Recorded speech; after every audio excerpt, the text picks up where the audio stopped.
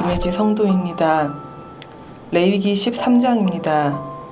여호와께서 모세와 아론에게 말씀하여 이르시되 만일 사람이 그의 피부에 무엇이 돋거나 뾰루지가 나거나 색점이 생겨서 그의 피부에 나병 같은 것이 생기거든 그를 곧 제사장 아론에게나 그의 아들 중 한 제사장에게로 데리고 갈 것이요 제사장은 그 피부의 병을 진찰할지니 환부의 털이 휘어졌고 환부가 피부보다 우묵하여졌으면 이는 나병의 환부라 제사장이 그를 진찰하여 그를 부정하다 할 것이요 피부의 색점이 희나 우묵하지 아니하고 그 털이 희지 아니하면 제사장은 그 환자를 이레 동안 가두어 둘 것이며 이레 만에 제사장이 그를 진찰할지니 그가 보기에 그 환부가 변하지 아니하고 병색이 피부에 퍼지지 아니하였으면 제사장이 그를 또 이레 동안을 가두어 둘 것이며 이레 만에 제사장이 또 진찰할지니 그 환부가 엷어졌고 병색이 피부에 퍼지지 아니하였으면 피부병이라 제사장이 그를 정하다 할 것이요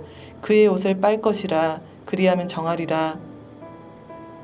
그러나 그가 정결한지를 제사장에게 보인 후에 병이 피부에 퍼지면 제사장에게 다시 보일 것이요 제사장은 진찰할지니 그 병이 피부에 퍼졌으면 그를 부정하다 할지니라. 이는 나병임이니라.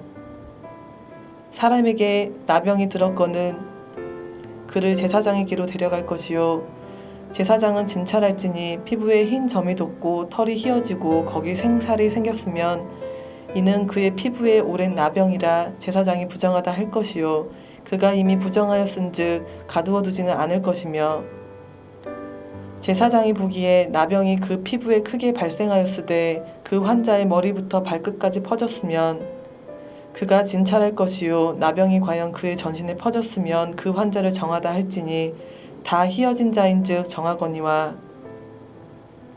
아무 때든지 그에게 생살이 보이면 그는 부정한즉 제사장이 생살을 진찰하고 그를 부정하다 할지니 그 생살은 부정한 것인즉 이는 나병이며 그 생살이 변하여 다시 휘어지면 제사장에게로 갈 것이요 제사장은 그를 진찰하여서 그 환부가 휘어졌으면 환자를 정하다 할지니 그는 정하니라.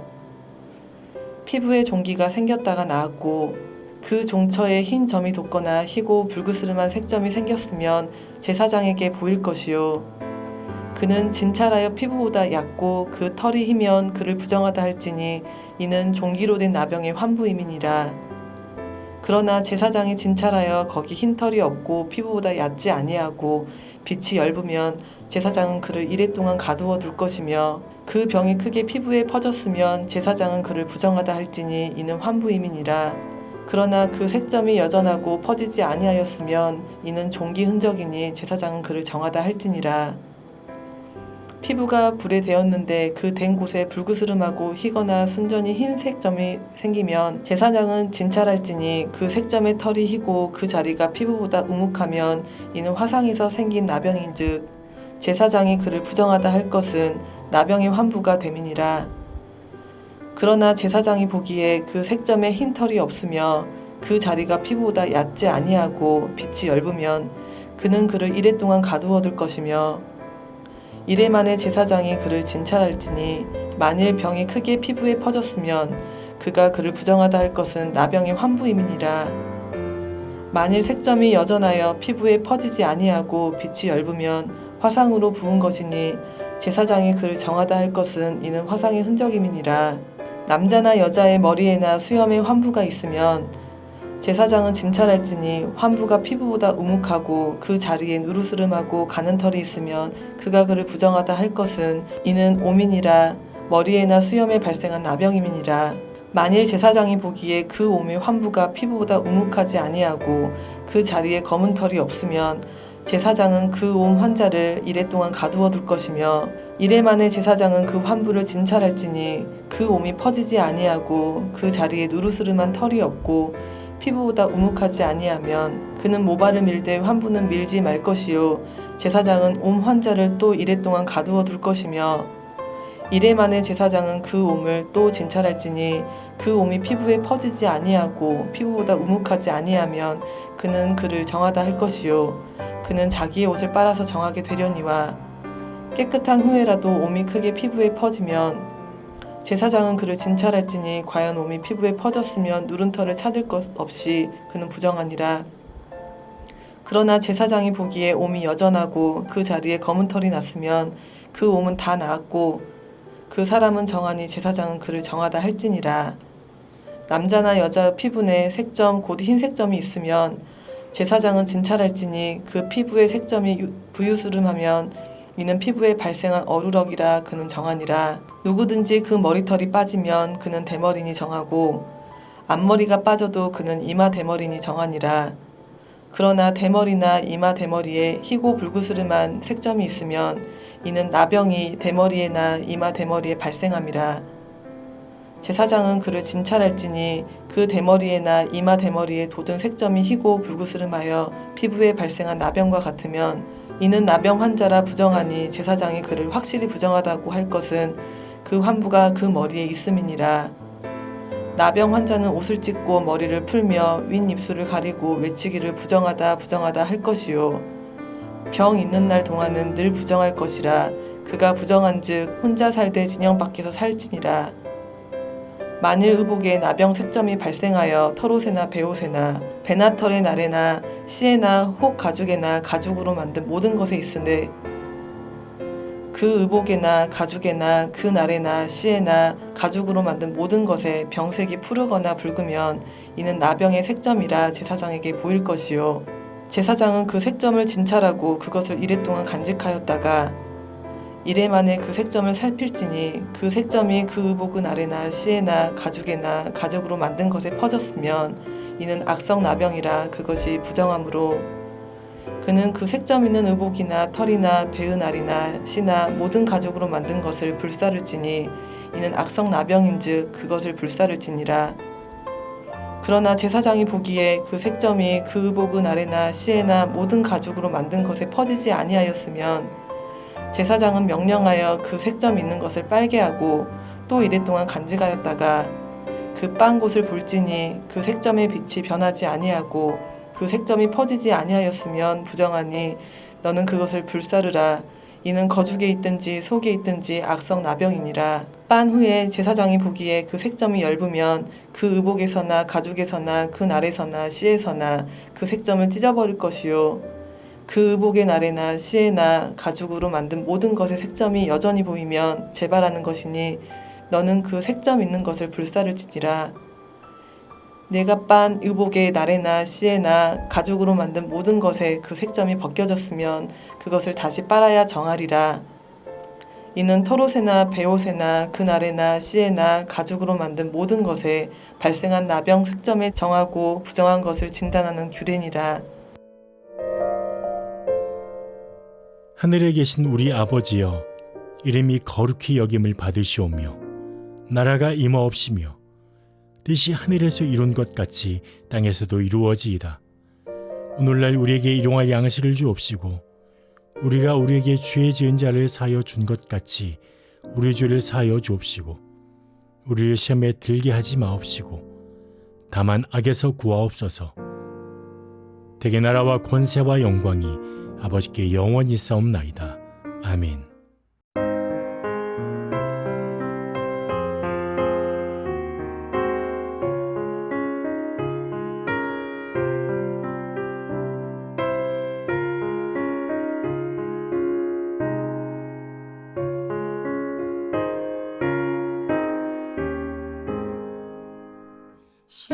십자가를 질 수 있나 주가 물어보실 때 죽기까지 따르오리 성도 대답하였다.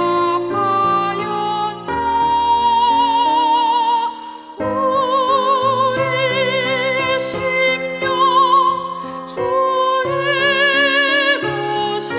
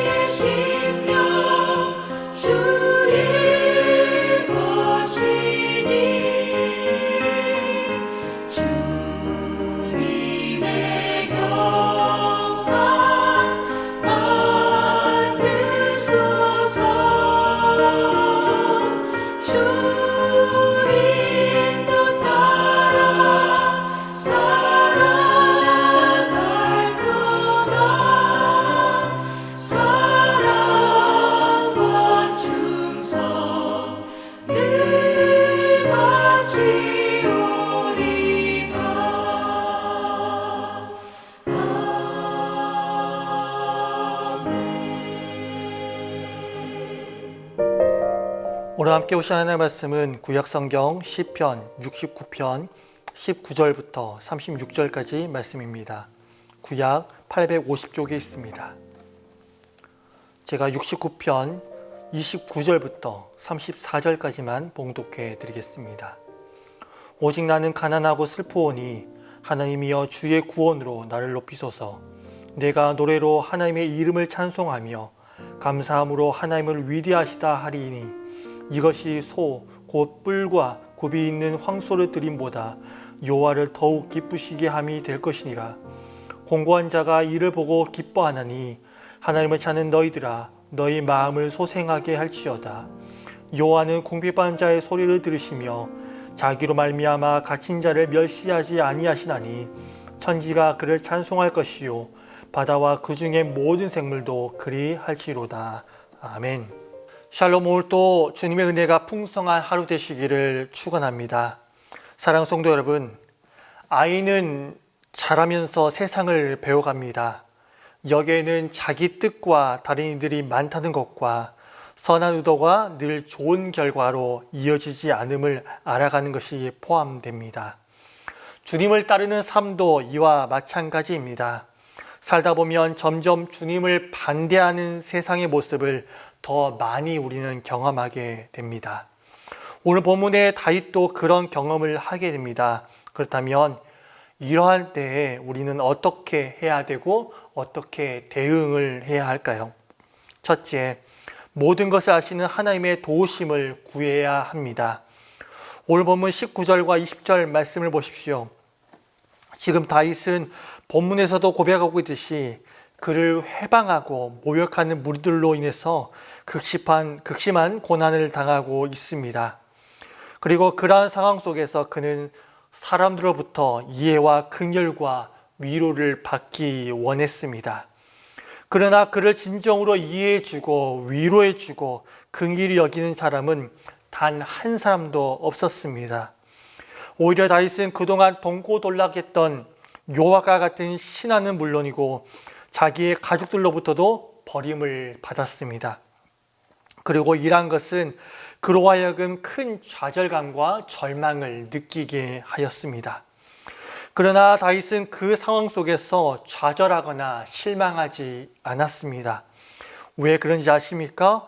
이 세상에서는 그를 위로할 자가 하나도 없고 자신의 처지를 이해해 줄 자가 하나도 없었지만 자신의 고통과 고난을 그 누구보다도 잘 알고 계시며 원수들이 그에게 행한 모든 악행을 모두 알고 계신 하나님이 그와 함께함을 이 다윗이 확신하고 있었고 알고 있었기 때문입니다. 사랑하는 성도 여러분, 하나님이 다윗의 처지를 안다는 것, 그리고 원수들이 그에게 행한 모든 것을 하나님께서 아신다는 이 표현은 정말로 놀랍고 중요한 것입니다. 이는 곧 다윗이 망하지 않게 됨을 우리는 보여주기 때문입니다. 이것을 알았기에 오늘 본문을 보면 다윗은 대적자로 인해서 하나님께 기도합니다. 사랑하는 성도 여러분, 우리도 주 앞에서 정직하게 하나님의 도우심만을 구해야 할 것입니다. 그분은 그 모든 것을 들으시는 넓으신 분이십니다. 그리고 우리의 모든 것을 아시는 분이 바로 우리 하나님이십니다. 좌절하거나 절망하지 말고 세상에서 그렇기 때문에 위로자를 찾는 자가 되는 것이 아니라 우리의 모든 것을 아시고 들으시는 우리 하나님께 모든 것을 아는 자들이 되시기를 주의 이름으로 간절히 축원합니다. 둘째, 예수님도 고난을 겪으신 것을 기억하면서 우리는 늘 견뎌내야 할 것입니다. 오늘 본문의 이 다윗의 고난은 예수님의 그 고난 속에서도 나타납니다.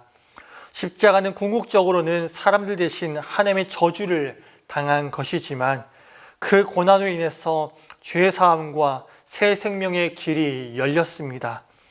주 안에서의 고난은 늘 부정적이지만은 않습니다.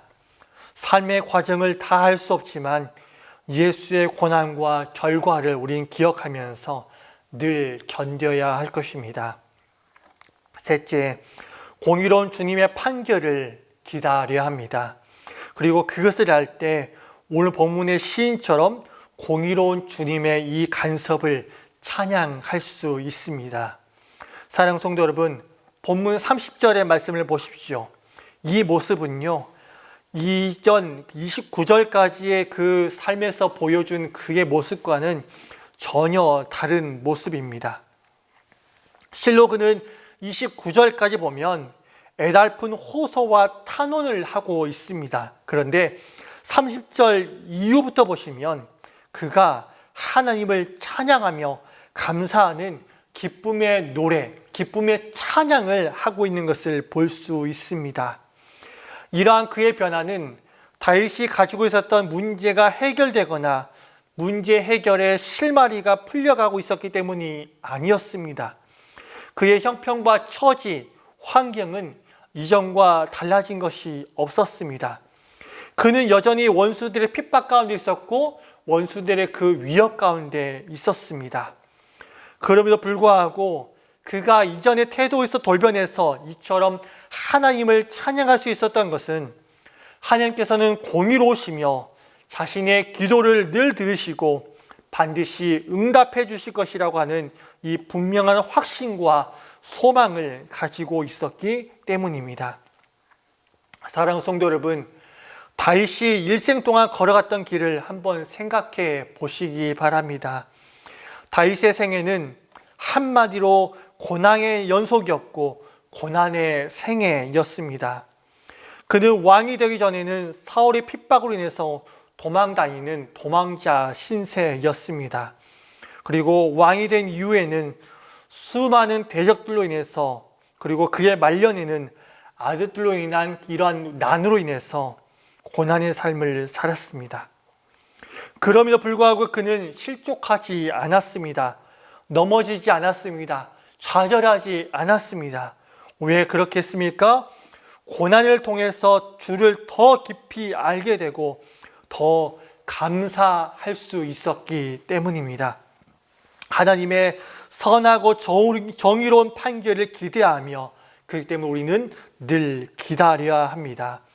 지금 상황이 모든 것의 끝은 아닙니다.